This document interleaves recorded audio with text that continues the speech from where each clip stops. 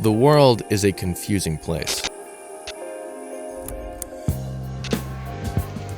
I'm not just talking about why we park on a driveway and drive on a parkway, or why spellcheck insists on blocking all the good ducking expletives, or why every February Americans ask an overweight squirrel about the weather. These things are confusing, and that confusion happens because we don't have all the information. Maybe the groundhog evolved to naturally have a degree in meteorology. Maybe the naming conventions behind roadways have particular meanings. Maybe ducks are actually walking curse words. It is impossible to know everything about a topic. However, we do try to make the best of partial information. When Christopher Columbus sailed for Eastern Asia, he accidentally bumped into a pair of giant continents called the Americas. His incorrect assumptions about the circumference of the Earth led him to adopt a naming convention for the people he met there that probably didn't apply. Columbus was working on partial information. He was right about the Earth being round, but wrong about its size and general contents. This can happen to the best of us. Sometimes not knowing all the facts can put us in the wrong place in life. However, worse than having partial information is having misinformation. Intentionally incorrect, misleading, or biased information that can lead us to totally wrong conclusions about the world. And thanks to the internet, misinformation has become a stupid plague of stupid proportions. It's like if Columbus had started with the assumption that the Earth was flat instead of round, he never would have made it to the Americas or East Asia. He probably would have made it to the bottom of the Atlantic instead.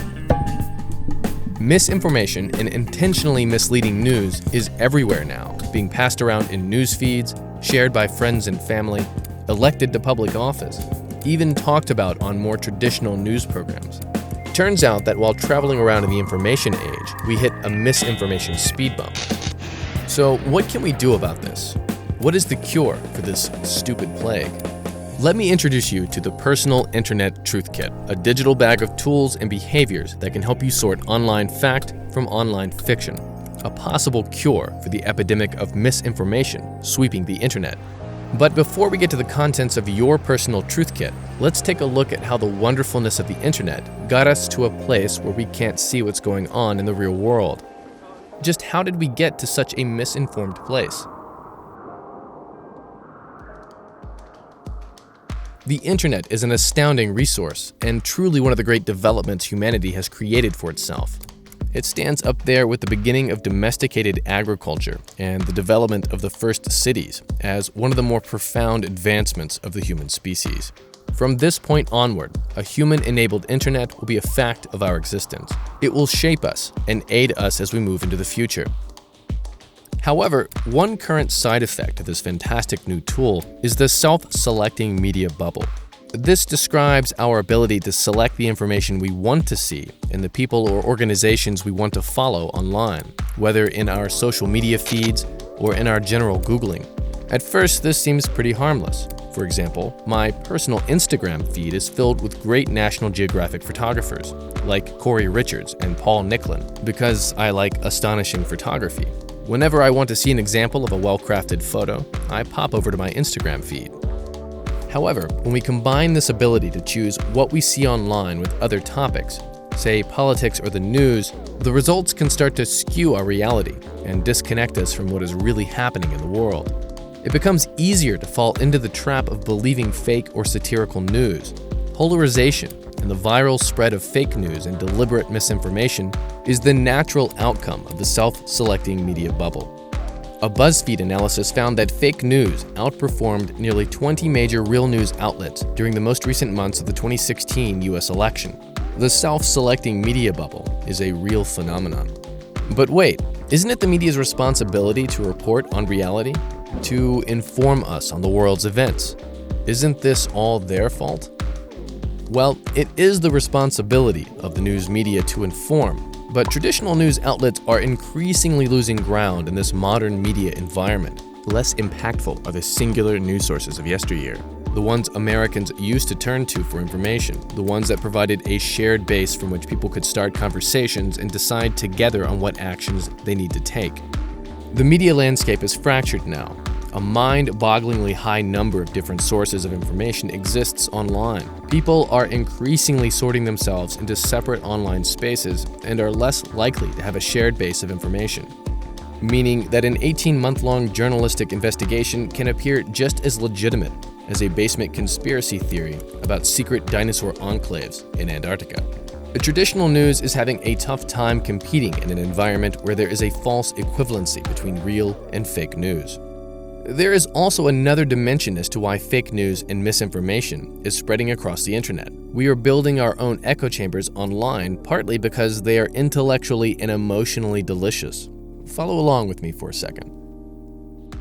If my favorite thing in the whole world is chocolate, then it stands to reason that my favorite place in the whole world would be anywhere where there's a pile of chocolate. And my self-control is going to be very weakened while I'm in the presence of chocolate, as you would expect. So if someone suddenly introduces some broccoli to this chocolate space, there might be some reluctance on my part to leave the chocolate behind. The broccoli just doesn't seem as appealing. I might even be very much against the idea of traveling to wherever it is broccoli comes from.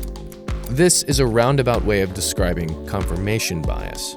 If we have a particular bias or worldview that is the basis of how we organize our online news feeds, then we are naturally going to keep choosing our chocolate over the prospect of broccoli.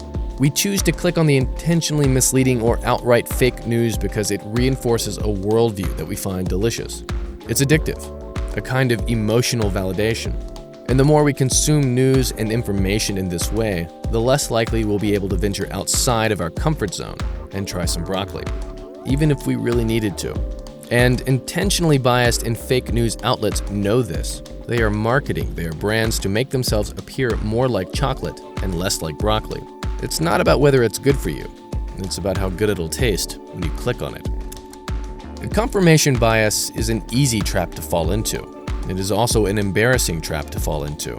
Sharing any biased or misinformed news based purely on validating an emotional state looks pretty stupid to many people. In a sense, it's like the boy who cried wolf. You'll be shamed by those who know you, but more importantly, people will be less likely to trust you going forward. So that's how we got to here. Misinformation and fake or intentionally biased news has become a serious force online due to the ability we have to purposely sort ourselves into online echo chambers, the general declining state of traditional news media, and our propensity to click on links that reinforce our bias and worldviews because we find them intellectually and emotionally delicious. However, all is not lost. It's time we learn just what it is we can do about it. It is time to build your own personal internet truth kit. Your truth kit is going to be your structure of defense against misinformation online. So you are going to want to select your tools with care. And just to be clear, this is a kind of mental toolkit with some digital components. What is the first step in checking if a source is real or biased? Google it. Seriously, just Google it. Phrase the headline from the story in the form of a question. This will show you both A, how widespread the story is, and B, it'll expose you to viewpoints outside of your normal online space. Additionally, you can even ask Google if the website where you found the story is valid. Do you recognize the website? Is there a Wikipedia page for the site in question? Does the site have an About Us section? Are other news agencies referencing that site for stories? This can put you in a good space for understanding the story you're looking at. Generally speaking, if it seems too good to be true, then it probably is. When you see a headline or story online and you find yourself feeling that it's true, but maybe it seems a little off, that it has a certain truthiness to it, or even if the story feels bogus but you can't put your finger on it, you are going to want to run it through a fact checker. The fact checkers are websites that do exactly what they say they do. They check the validity of information. There are some good fact-checking websites out there you might have heard of. Snopes.com, PolitiFact.com, FactCheck.org, among others. If you are in doubt, then swing by one of these websites. It only takes a moment. Or, better yet, swing by several of them. Conveniently, you can even follow and like these websites on social media. And you should, because they'll debunk outrageous stories right in your newsfeed. Your truth kit should include multiple fact-checkers. A cross-check bank is simply a brief, diverse list of prominent websites that you can check to see if something is real or not. And check your cross-check bank to find another source and see what others are saying across the political and journalistic spectrum. This will help you to confirm if something is true or not, and more importantly, will help to peel back instances of bias. What's that? Can't find the story anywhere else online? Well, that's a pretty big red flag that you found some misinformation or outright fake news.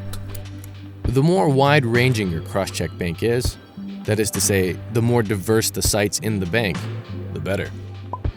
It's the 21st century, and one of the greatest inventions ever is the browser plugin or extension. Thankfully, there are a number of these add-ons that can assist in validating information. Fact Checker, BS Detector, Snopes, and a new extension called Fib, among others, can aid your search for truth in a variety of ways. Fib, in particular, watches over your Facebook feed, a place where misinformation has been allowed to run rampant.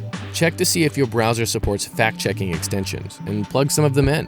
A great Truthkit will have several of these running at the same time. If you combine browser extensions along with actively following fact-checking organizations in your social media feeds, then half of the work of validating information is conveniently delivered to you. That's pretty nice. Your Truthkit is like a garden. It will require occasional maintenance. You'll need to weed out fact-checking tools that fall by the wayside, or update your cross-check bank to include or exclude certain sites. New fact-checking resources will come along. Sometimes the entire internet will make a fundamental change. For example, Google, Facebook, and Twitter are all considering and implementing methods to help reduce instances of outright fake news circulating their domains. Keep an eye out for these changes and adjust your cross-check bank accordingly. If you're being honest about building a great Truthkit, then at some point, you're going to be confronted with a truth that will bother you. Be prepared to accept that what you want to be true and what is true will sometimes clash. For example, if you told me that most people cannot possibly get their news from social media and that this was a stupid proposition, and I told you that the Pew Research Center found that 62% of US adults get their news from their social media feeds in 2016, then you're going to have to find a way to accept that. Fact check it, of course, but if it's true, then you'll need to be willing to change your mind. You'll be expected to keep your Truthkit as long as the internet exists. So think long term here. There are some other general characteristics that you'll need to look out for during your search for truth. Is the story you are investigating found on a website with an unusual or odd URL? Is the website poorly designed or difficult to navigate?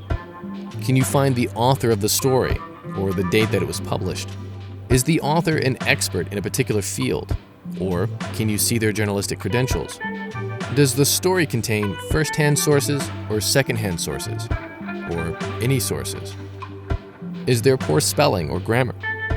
Is the headline or the story itself free of emotion? This is important. An emotional headline is like a pile of chocolate, an attempt by a media outlet to get you addicted. If you can't immediately check any of these things off, then that could be a red flag. Also, remember that bloggers and journalists are not necessarily the same thing, and that true journalism has a system of verifying information built into the profession. This is true even if a blog appears on a legitimate news site. The internet is a brand new thing. If we're being honest with ourselves, then we have to accept that we don't quite have the skill set to be completely digitally literate. Not yet. This will take time. When the invention of mechanical movable type hit Europe, a revolution unfolded. Printing information became easy and cheap, and thus many different kinds of information could be printed en masse. Ideas began to circulate more freely, collaborations made more possible across language barriers and national borders. However, it wasn't all unicorns and piles of chocolate.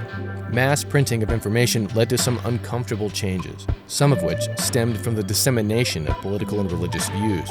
Like the printing press, the internet is also a great disruptor. It'll take time, critical thinking, and vigilance to weather these changes. All the more reason to keep your Truthkit handy.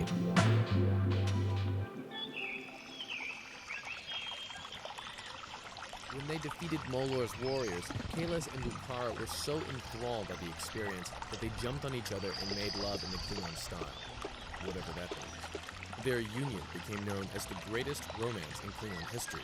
They married a short time later, and moments after they completed their vows, more of Molor's troops attacked and nearly killed the newlyweds.